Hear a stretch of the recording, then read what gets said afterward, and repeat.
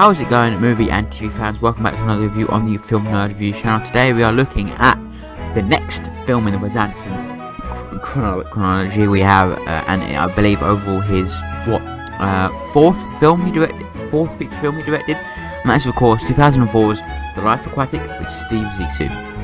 Now, I must admit, upon watching the trailer for this film for the first time, it didn't look like one I was going to particularly over previous Wes Anderson films, and also combine it with the fact that looking through, Wes Anderson on Reddit one day, just trying to find some information about the Creation Collection releases for films like Isle of Dogs and French Dispatch. I saw a post about people thinking that Life Aquatic, some people saying they love Wes Anderson, but they really don't like Life Aquatic with Steve Zissou. So going into it, I was like, this may not be very good, but I'm going to go in with a clean slate, give it its all to try and make me think it's a brilliant film. And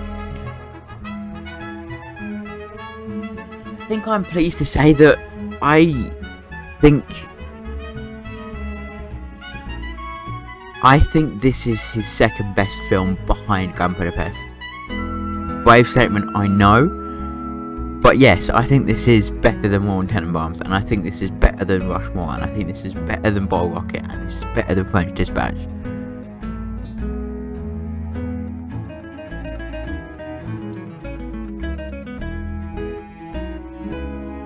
And I think, I can see where people come from saying it's a bit slow paced.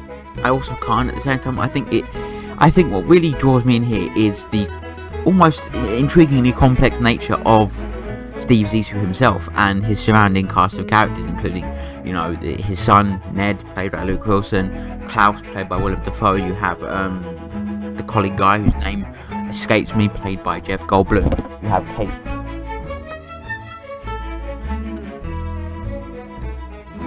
have Kate Blanchett's reporter character. So I think that's what really intrigues me the most, and the story sets itself up quite nicely with the death of Esteban, and going on for that, and it takes you on this very interesting sea adventure. Now, I've always been someone who likes marine life and marine kind of things, so I suppose in that regard the film does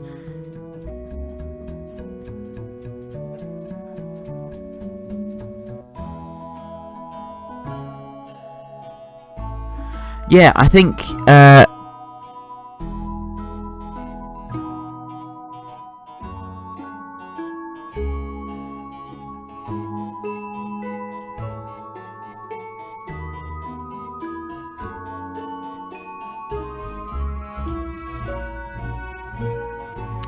think Life Aquatic is an interesting case of a film that has, as for me going into it, having been released many years ago, in fact so long ago that it was actually released a year after I came onto this planet, and having seen people's mixed, if not negative, reception to the film now, and in comparison with the rest of the catalogue of this fantastic director, and going into it thinking this is listen, people don't think this is very good, but I'm going in with a clean slate, but just having that in the back of my mind, but not having it front and full focus, it in my opinion helped this film, because it had, in that regard, it kind of had, while I didn't completely go in thinking this is going to be shit, it definitely did have a higher mountain to climb than, say, the others did, in terms of to get on the in fact, I think it was like let's say for the sake of cool stuff, it's on sea level.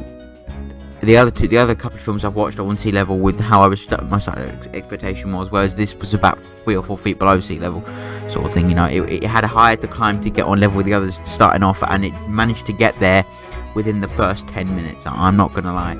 So I adore this film. It's definitely one of my favourite Wes pictures of all time. I think I having watched this film, I just asked myself, how does he keep one-upping himself every single goddamn time? Because it's an incredible achievement for a director to continually make every single film somehow better than the last one, while making his last one of the best films ever made. It's really hard for directors to do that, and this man manages to fucking do it every single time. Bottle Rocket was fantastic, Rushmore is amazing, Royal Tenenbaums is iconic, but I thought personally it was going to be downhill after Tenenbaums, having heard again this film, and then not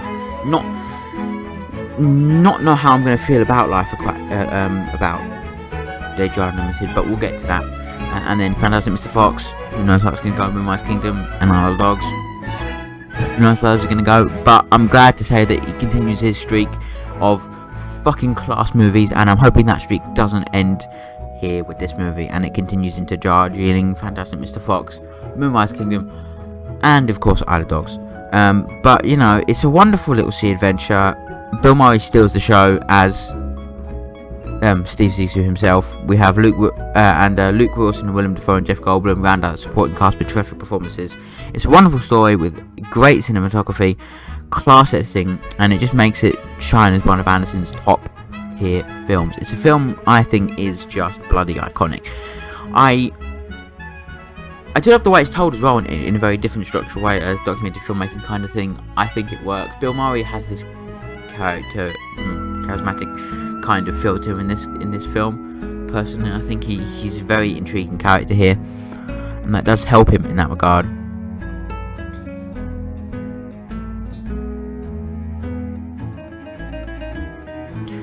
But at the same time,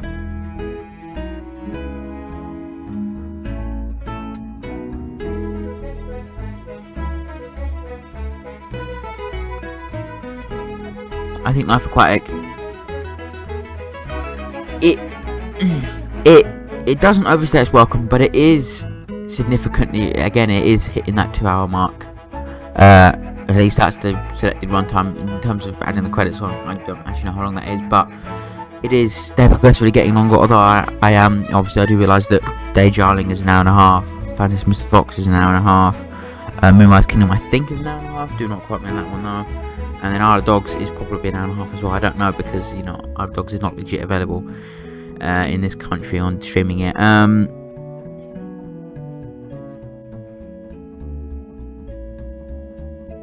Moonrise is an hour and a half, so it just makes itself open to, you could shave a bit off, but also you don't want to do that because it's not fun. And I think it's a terrific film. It is one of my favourite movies ever made, and it's going to be a struggle fitting all these movies into the top list, in my humble opinion.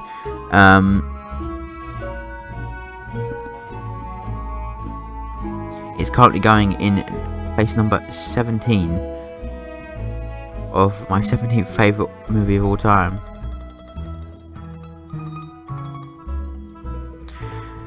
And yeah, I think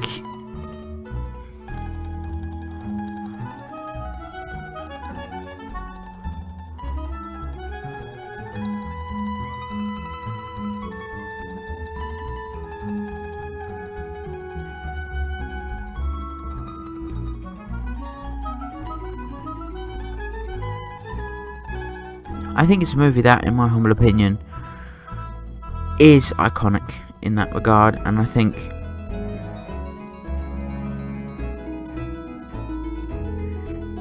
Life Aquatic is brilliant. But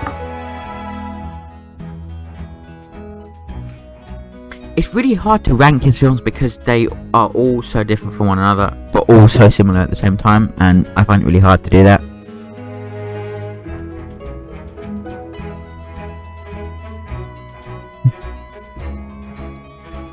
But another Life Aquatic does mark an unfortunate milestone in the Wes Anderson chronology, as it is the final Wes Anderson film as of the release of this video, and most likely will be for a very long time, to be scored by Mark Mothersbaugh, as Darjeeling Limited did not feature an original score by any composer, and when the score came back for Fantastic Mr. Fox, he had switched from Mothersbaugh to Desplat, who has gone on to score every feature film Wes has directed after, which including, of course, Fantastic Mr. Fox, Moonrise Kingdom, The Grand Budapest Hotel, Isle of Dogs, The French Dispatch, and the upcoming Asteroid City, and The Wonderful Case of Henry Sugar. So yeah, a great composers. Both composers incredibly fantastic, but I think there is definitely a feel for Wes's film specifically that each one gives. It is unfortunate that Mothersbaugh is now stuck just composing for shit kids movies, whereas Desplat is killing it with all sorts of iconic movie scores. Whereas looking at the last couple of releases for Mothersbaugh, you've got Hotel Transylvania 4, The Croods 2, The Michelin's vs. the Machines, The Willoughbys, all kids animated movies, Ratchet and Clank Rift Apart, a kids game,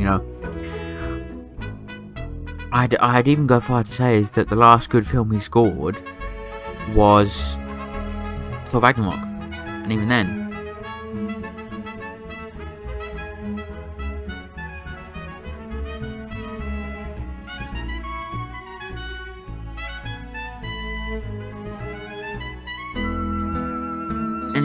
it's not, it's not the greatest thing to look at, and it is quite sad, really, because Mothersbaugh is a talented composer, and to be stuck doing stuff like that for a while is not fun. I mean, Lego Movie is brilliant with its score, but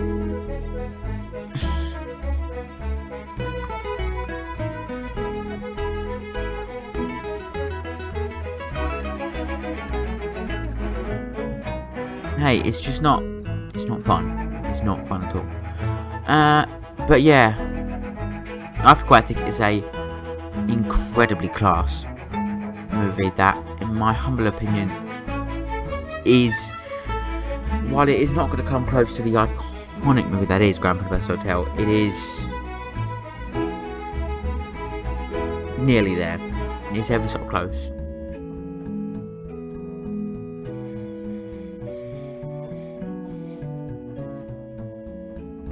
And I love it for that exact reason.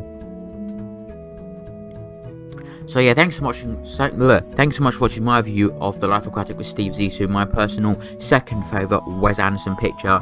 I cannot wait to, go further in next week with Darjeeling Limited on Thursday, and then we have on Friday on Friday it's Fantastic Mr. Fox, Saturday Moonrise Kingdom, Sunday Isle of Dogs, and we have come to the end of the Wes Anderson collection of films.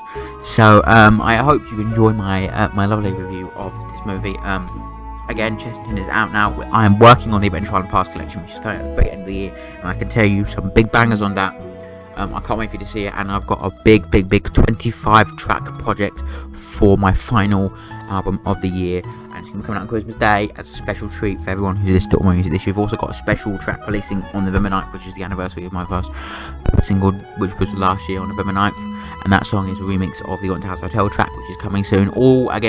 Some music that select pre-release music will be heard in the upcoming Hotline bloopers and behind the scenes video, which contains a lot of unreleased music that will be releasing soon. It will not remain unreleased for too long, but it's good to use that stuff while I can. So again, there'll be a playlist when all that stuff comes out that'll be completely full with all of the legit ones, but for now I've got the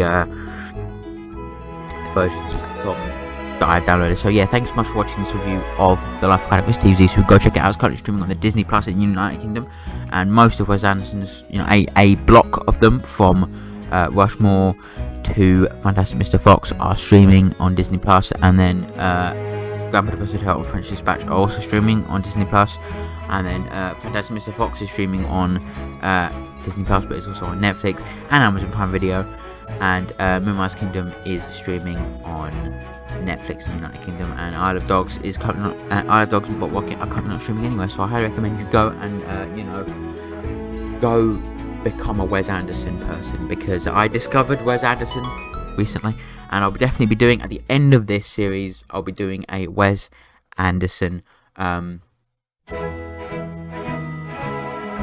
ranking, so look forward to that video. Anyway, thanks so much for watching, have a wonderful day, and bye bye for now.